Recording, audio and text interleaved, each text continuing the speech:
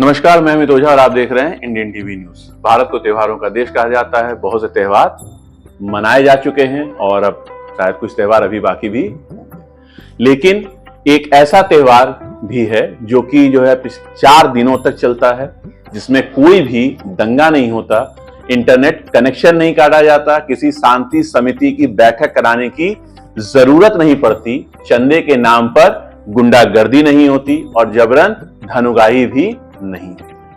शराब की दुकानें बंद रखने का नोटिस नहीं चिपकाना पड़ता, मिठाई के नाम पर मिलावट नहीं परोसी जाती, ऊंच नीच का भेदभाव नहीं होता, व्यक्ति धर्म विशेष के जयकारे नहीं लगते, किसी से अनुदान और अनुकंपा की अपेक्षा नहीं रहती है, राजा और रंक, अमीर और गरीब एक ही कतार में खड़े रहते हैं, दान दक्षिणा का कोई रिवाज नहीं है।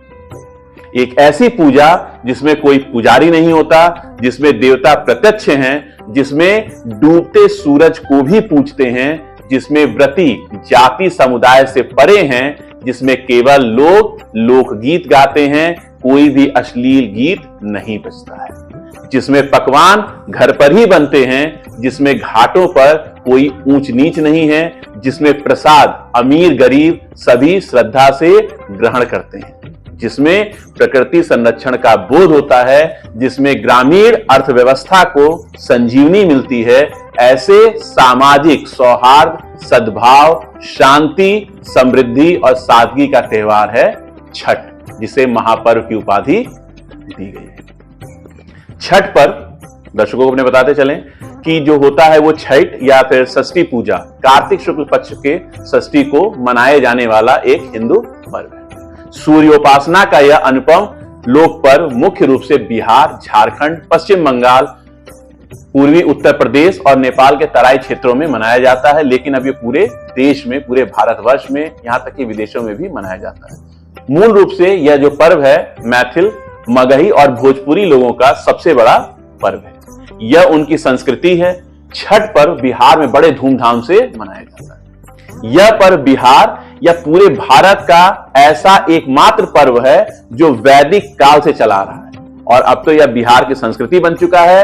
यह पर्व बिहार के वैदिक आर्य संस्कृति की एक छोटी सी झलक दिखाता है। यह पर्व ऋग्वेद में वर्णित सूर्य पूजन एवं उषा पूजन तथा आर्य परंपरा के अनुसार मनाया जाता है। धीरे धीरे यह त्योहार प्रवासी भारतीयों के साथ साथ विश्व भर में प्रचलित हो चुका है।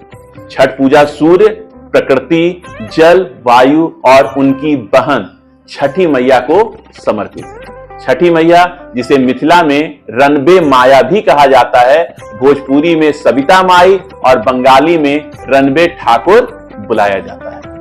पार्वती का छठा रूप भगवान सूर्य की बहन छठी मैया का त्योहार की देवी के रूप में पूजा जाता है। यह चंद्र के छठे दिन यानी कि काली पूजा के 6 दिन बाद छठ को मनाया जाता है।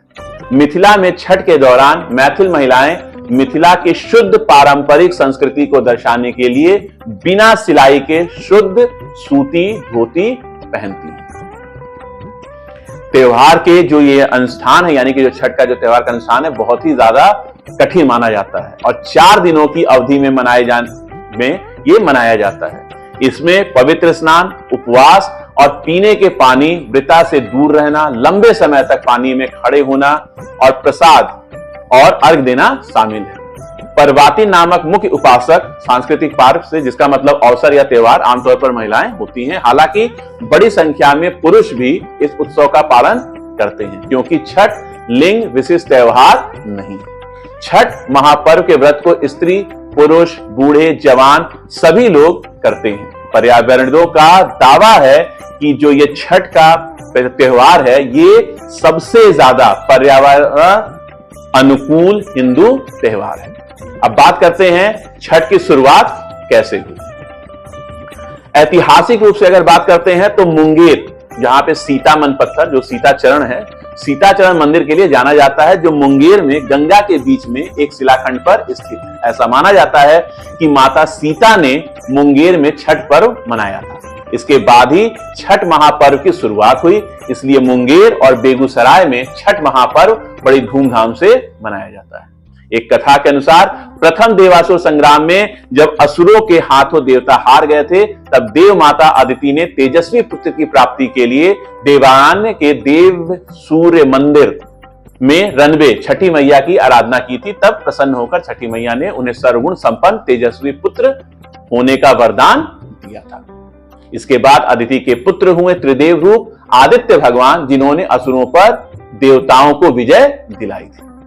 अब बात करते हैं कि आखिर छठ का जो है नामकरण हुआ कैसे। तो जो छठ है वो षष्ठी का अपभ्रंश है। कार्तिक मास की अमावस्या को दिवाली मनाने के बाद 4 दिवसीय जो ये व्रत होता है, इसकी कठिन और महत्वपूर्ण जो रात्रि होती है कार्तिक शुक्ल षष्ठी को होती है। कार्तिक शुक्ल पक्ष के षष्ठी को यह व्रत मनाए जाने के कारण इसका नामकरण छठ व्रत पड़ा। षष्ठी माता की पूजा सूरज भगवान और मां गंगा की पूजा देश में एक लोकप्रिय पूजा है। यह प्राकृतिक सौंदर्य और परिवार के कल्याण के लिए की जाने वाली एक महत्वपूर्ण पूजा है। इस पूजा में गंगा स्थान या नदी, तालाब, पोखरे जैसे जगहों का होना अनिवार्य माना जाता है, क्योंकि इसमें जो सूर्य को अर्घ दिया जाता है वो पानी में खड़े होकर ही देने का रिवाज है। यही कारण है कि छठ पूजा के लिए सभी नदी, तालाब की साफ सफाई की जाती है और नदी, तालाब, पोखरे जो भी है उनको सजाया जाता है। प्राकृतिक सौंदर्य में गंगा मैया या नदी का, तालाब का मुख्य स्थान। भारत में छठ सूर्योपासना के लिए सबसे ज्यादा प्रसिद्ध पर्व है। मूलतः सूर्य षष्ठी व्रत होने के कारण इसे छठ कहा गया है। यह पर्व वर्ष में 2 बार मनाया जाता है। हम अपने दर्शकों को बताते चले, बहुत से लोगों को नहीं पता होगा, बहुत से लोग यही जानते होंगे कि छठ साल में 1 बार मनाया जाता है, लेकिन ऐसा नहीं है। यह जो त्योहार है ये साल में 2 बार मनाया जाता है। पहली बार चैत्र में और दूसरी बार कार्तिक में। चैत्र शुक्ल पक्ष षष्ठी में मनाए जाने वाले छठ पर्व को चैती छठ या कार्तिक शुक्ल पक्ष षष्ठी पर मनाए जाने वाले पर्व को कार्तिक छठ कहा जाता है। पारिवारिक सुख समृद्धि तथा मनोवांछित फल प्राप्ति के लिए यह पर्व मनाया जाता है। स्त्री और पुरुष समान रूप से इस पर्व को मनाते हैं। छठ व्रत के संबंध में अनेकों कथाएं प्रचलित हैं। उनमें से एक कथा के अनुसार जब पांडव अपना सारा राजपाट जुए में हार गए थे, तब से श्री कृष्ण द्वारा बताए जाने पर द्रौपदी ने छठ व्रत रखा था। तब उनकी मनोकामनाएं पूरी हुई तथा पांडवों को उनका राजपाट वापस मिला। लोक परंपरा के अनुसार सूर्य देव और छठी मैया का संबंध भाई बहन का है। दर्शकों को बताते हैं कि आखिर ये छठ पर्व मनाते कैसे। यह पर्व 4 दिनों का होता है। भैया दूज के तीसरे दिन से यह आरंभ होता है। पहले दिन सेंधा नमक, घी से बना हुआ अरवा चावल और कद्दू की सब्जी प्रसाद के रूप में ली जाती है। अगले दिन से उपवास आरंभ होता है। व्रती जो व्रत करते हैं दिन भर अन्न जल त्याग कर शाम करीब 7 बजे के आसपास खीर बनाकर पूजा करने के उपरांत प्रसाद ग्रहण करते हैं, जिसे खरना कहते हैं। तीसरे दिन डूबते हुए सूर्य को अर्घ यानी दूध अर्पण करते हैं।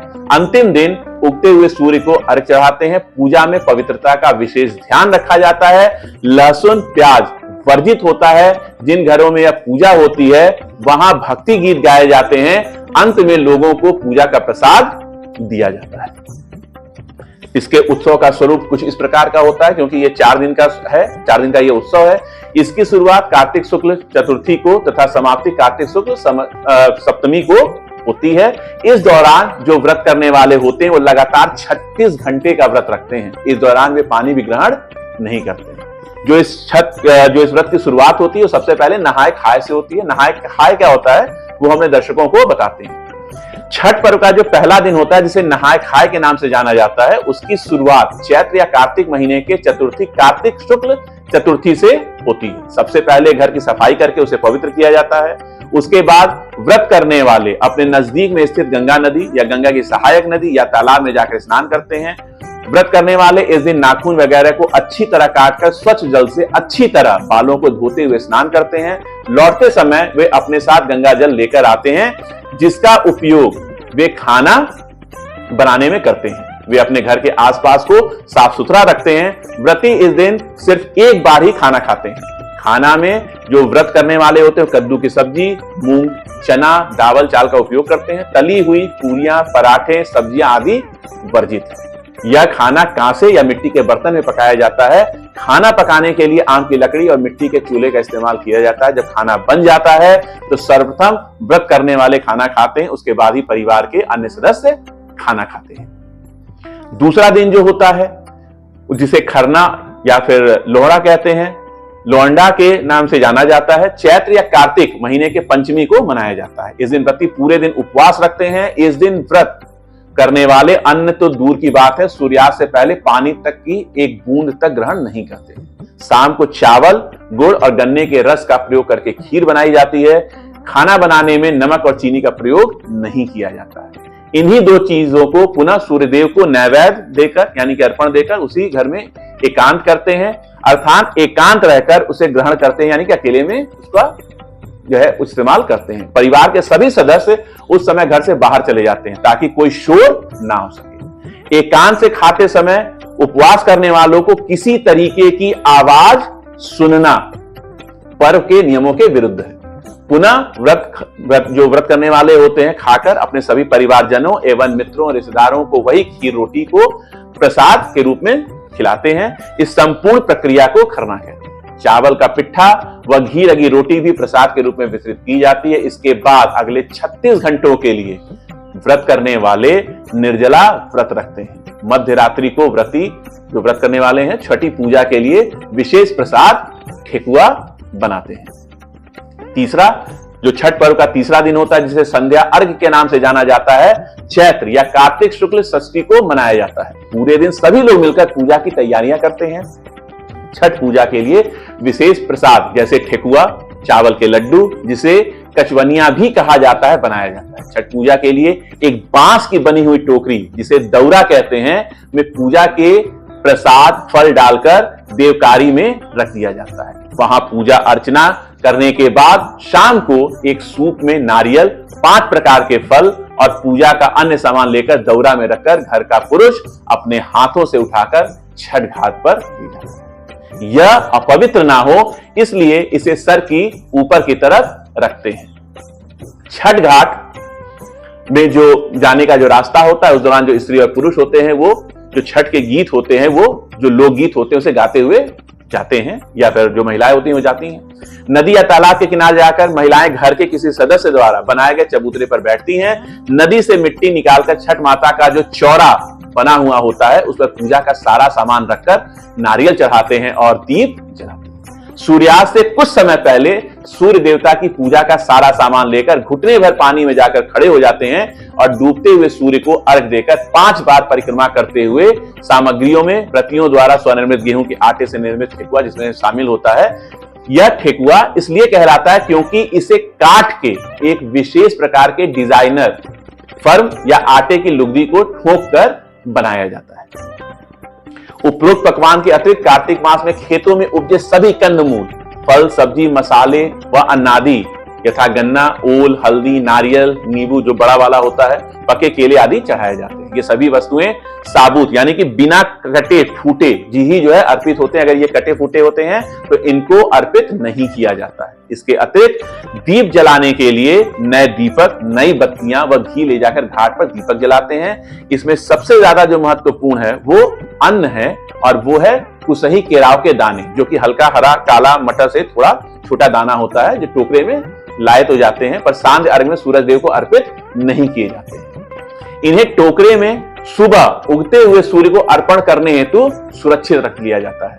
बहुत सारे लोग घाट पर रात भर रुकते भी हैं। वहीं कुछ लोग छठ का गीत गाते हुए सारा सामान लेकर घर वापस आ जाते हैं और उसे देवकरी में रख देते हैं। उषा अर्घ यानी कि जो लास्ट होता है, जो अंतिम होता है, यानी कि उगते सूरज को जल देना, अर्घ देना। सूर्य देव को अर्घ देते हुए जो छठव्रती होते हैं चौथे दिन कार्तिक शुक्ल सप्तमी की सुबह उदयमान सूर्य को अर्घ देते हैं। सूर्य देव से पहले ही व्रती लोग घाट पर उगते सूर्य देव की पूजा हेतु पहुंच जाते हैं और शाम को ही तरह तरह उनके जो है जो परिजन जो उपस्थित रहे सारे लोग उनके साथ उपस्थित रहते हैं। संध्या अर्घ में अर्पित पकवानों को नए पकवानों से बदल दिया जाता है परंतु कंदमूल फलादि वही रहते हैं। सभी नियम विधान सांध्य अर्घ की तरह ही होते हैं। सिर्फ व्रती लोग इस समय पूरब की ओर मुंह करके पानी में खड़े होते हैं, जबकि जो शाम वाला जो होता है उसमें पश्चिम की तरफ करके जो है अर्घ दिया जाता है और उसके अगले दिन पूरब की तरफ करके अर्घ दिया जाता है। सूर्योपासना के लिए लोग तैयार रहते हैं और जैसे ही सूरज निकलता है उसको लोग अर्घ देते हैं। पूजा अर्चना करके समय प्रांत घाट का पूजन होता है। वहां उपस्थित लोगों में प्रसाद वितरण करके व्रती जो होते हैं वो घर आ जाते हैं, उपास करने वाले घर आ जाते हैं और घर पर भी अपने परिवार आदि को प्रसाद वितरण करते हैं। व्रती घर वापस आकर गांव के पीपल के पेड़, जिसको ब्रह्म बाबा कहते हैं, वहां जाकर पूजा करते हैं। पूजा के पश्चात जो उपवास करने वाले होते हैं, जो व्रत जिन्हें व्रती कहा जाता है, कच्चे दूध का शरबत पीकर तथा थोड़ा प्रसाद खाकर व्रत पूर्ण करते हैं, जिसे पारण या परना कहते हैं। व्रती लोग खरना दिन से आज तक निर्जला उपवासोपरांत आज सुबह ही, यानी कि जिस दिन वो लोग उगते सूरज को अर्घ देते हैं उस दिन ही नमक युक्त भोजन करते हैं। जो ये व्रत है, जो छठ का जो मेन है, वो छठ उत्सव के केंद्र में छठ का व्रत है, जो एक कठिन तपस्या की तरह होता है। यह छठ व्रत अधिकतर महिलाओं द्वारा किया जाता है। कुछ पुरुष भी इस व्रत को रखते हैं। व्रत रखने वाली महिलाओं को पर वैतिन कहा जाता है। 4 दिनों के इस व्रत में व्रती को लगातार उपवास करना होता है। भोजन के साथ ही सुगत सैया का भी त्याग किया जाता है। पर्व के लिए बनाए गए कमरों में व्रती फर्श पर एक कंबल या चादर के सहारे ही रात बिताती है। इस उत्सव में शामिल होने वाले लोग नए कपड़े पहनते हैं जिनमें किसी प्रकार की सिलाई नहीं की गई होती। व्रती को ऐसे कपड़े पहनना अनिवार्य होता है। महिलाएं साड़ी और पुरुष धोती पहनकर छठ करते हैं। छठ पर्व की शुरुआत करने के बाद सालों साल इस व्रत को तब तक करना होता है जब तक कि उस परिवार में अगली पीढ़ी की किसी विवाहित महिला इसके लिए तैयार नहीं हो जाती। यदि घर में किसी की मृत्यु हो जाती है तब यह पर्व नहीं मनाया जाता। ऐसी मान्यता है कि छठ पर्व पर व्रत करने वाली महिलाओं को पुत्र रत्न की प्राप्ति होती है। पुत्र की चाहत रखने वाली और पुत्र की कुशलता के लिए सामान्य तौर पर महिलाएं यह व्रत रखती हैं। पुरुष भी पूरी निष्ठा से अपने मनोवांछित कार्य को सफल होने के लिए व्रत रखते हैं। जो इसमें जो सूर्य पूजा होती है उसके पीछे के क्या कारण है, ये भी हमारे दर्शकों को बताते हैं। छठ जो प्रसाद है, छठ मतलब जो पर्व मूलतः सूर्य की आराधना का पर्व है, जिसे हिंदू धर्म में विशेष स्थान प्राप्त है। हिंदू धर्म के देवताओं में सूर्य ऐसे देवता हैं जिन्हें मूर्त रूप में देखा जा सकता है। सूर्य की शक्तियों को मुख्य स्रोत उनकी जो 2 पत्नियां हैं, उषा और प्रत्युषा। छठ में सूर्य के साथ साथ दोनों शक्तियों की संयुक्त आराधना होती है। जो प्रातः काल होता है, प्रातः काल में जो सूर्य की पहली किरण होती है उसे उषा कहा जाता है और जो साय काल में सूर्य की अंतिम किरण होती है उसे प्रत्युषा कहा जाता है। इसीलिए जो शाम को जो अर्घ दिया जाता है वो जो उनकी दूसरी पत्नी होती है, जिनकी अंतिम किरण, जिसे जो प्रत्युषा कहा जाता है, उसको अर्घ दिया जाता है। जबकि सुबह के समय में जो उनकी पहली पत्नी है, जो पहली किरण जो उषा कहा जाता है, उसको अर्घ देकर दोनों को नमन किया जाता है। इसके छठ बनाने के संदर्भ में बहुत सी पौराणिक और लोक कथाएं भी हैं। छठ पूजा की परंपरा और उसके महत्व का प्रतिपादन करने वाली अन्य पौराणिक और लोक कथाएं प्रचलित हैं। इसमें से एक कथा रामायण से है। रामायण के अनुसार यह माना जाता है कि लंका विजय के बाद जब राम राज्य की स्थापना होनी थी तो उस दिन कार्तिक शुक्ल षष्ठी को भगवान राम और माता सीता ने उपवास किया और सूर्य देव की आराधना की। सप्तमी को सूर्योदय के समय पुनः स्नान करके सूर्य देव से आशीर्वाद प्राप्त किया। महाभारत के अनुसार ये जो छठ पर्व की शुरुआत महाभारत काल में हुई थी। सबसे पहले जो है सूर्यपुत्र कर्ण ने सूर्यदेव की पूजा शुरू की। कर्ण भगवान सूर्य के परम भक्त थे। वह प्रतिदिन घंटों कमर तक पानी में खड़े होकर सूर्यदेव को अर्घ देते थे। सूर्यदेव की कृपा से ही वे महान योद्धा बने थे। आज भी छठ में अर्घ देने की यही पद्धति प्रचलित है, जिसमें महिलाएं कमर भर पानी में खड़े होकर सूर्य को अर्घ देती हैं। कुछ कथाओं में पांडवों की पत्नी द्रौपदी द्वारा भी सूर्य की पूजा करने का उल्लेख है। वे अपने परिजनों के उत्तम स्वास्थ्य की कामना और लंबी उम्र के लिए नियमित सूर्य पूजा करती थी। पुराणों से अगर बात करते हैं तो उसके अनुसार राजा प्रियव्रत को कोई संतान नहीं थी, तब महर्षि कश्यप ने पुत्रेष्टि यज्ञ कराकर उनकी पत्नी मालिनी को यज्ञाहुति के लिए बनाई गई खीर दी। इसके प्रभाव से उन्हें पुत्र हुआ, परंतु वह मृत पैदा हुआ। प्रियव्रत पुत्र को लेकर शमशान गए और पुत्र वियोग में प्राण त्यागने वाले थे। उसी वक्त ब्रह्मा जी की मानस कन्या देवसेना प्रकट हुई और कहा कि सृष्टि की मूल प्रवृत्ति के छठे अंश से उत्पन्न होने के कारण मैं षष्ठी कहलाती हूँ। हे राजन, आप मेरी पूजा करें तथा लोगों को भी पूजा के प्रति प्रेरित करें। राजा ने पुत्र इच्छा से देवी षष्ठी का व्रत किया और उन्हें पुत्र रत्न की प्राप्ति हुई। यही पूजा कार्तिक शुक्ल षष्ठी को हुई थी, जिसे आज के रूप में छठ के रूप में पूजा जाता है। छठ पूजा का जो सबसे महत्वपूर्ण पक्ष है वो इसकी सादगी, पवित्रता और लोक पक्ष है। भक्ति और आध्यात्म से परिपूर्ण इस पर्व में बांस निर्मित सूप, टोकरी, मिट्टी के बर्तन, गन्ने का रस, गुड़, चावल और गेहूं से निर्मित प्रसाद और सुमधुर लोक गीतों से युक्त होकर लोक जीवन की भरपूर मिठास का प्रसार करता है। शास्त्रों से अलग यह जन सामान्य द्वारा अपने रीति रिवाजों के रंगों में गढ़ी गई एक उपासना पद्धति है। इसके केंद्र में वेद पुराण जैसे धर्म ग्रंथ ना होकर किसान और ग्रामीण जीवन है।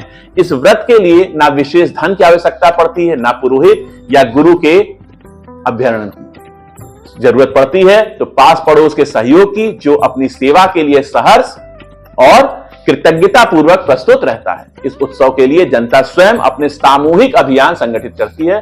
नगरों की सफाई, व्रतियों के गुजरने वाले रास्तों का प्रबंधन, तालाब या नदी किनारे अर्घ्य दान की उपयुक्त व्यवस्था के लिए समाज सरकार के सहायता की राह नहीं देखता है। इस उत्सव में खरना के उत्सव से लेकर अर्घदान तक समाज की अनिवार्य उपस्थिति बनी रहती है। यह सामान्य और गरीब जनता के अपने दैनिक जीवन की मुश्किलों से भूलकर सेवा भाव और भक्ति भाव से किए गए सामूहिक कर्म का विराट और भव्य प्रदर्शन है। अपने दर्शकों की मांग के अनुसार छठ पूजा के दिन आज जो सुबह सूर्य अर्घ को जो है उगते सूर्य को जो आराधना अर्घ देकर उनकी पूजा की गई, लोगों के हिसाब से ये था कि भाई एक कथा कम से कम या एक स्टोरी एक ऐसी होनी चाहिए जो छठ पूजा जो हमारी संस्कृति को दर्शाती हो। और छठ पूजा के बारे में बहुत से लोग ऐसे हैं जो पूरी तरीके से नहीं जानते हैं। उसके लिए हमारी एक छोटी सी कोशिश थी। अगर आपको खबर अच्छी लगी हो तो खबर को लाइक करें, कमेंट बॉक्स में जाकर कमेंट करें और खबर को शेयर करें और चैनल को सब्सक्राइब करें। कल मिलेंगे हम एक नई खबर के साथ, तब तक के लिए नमस्कार।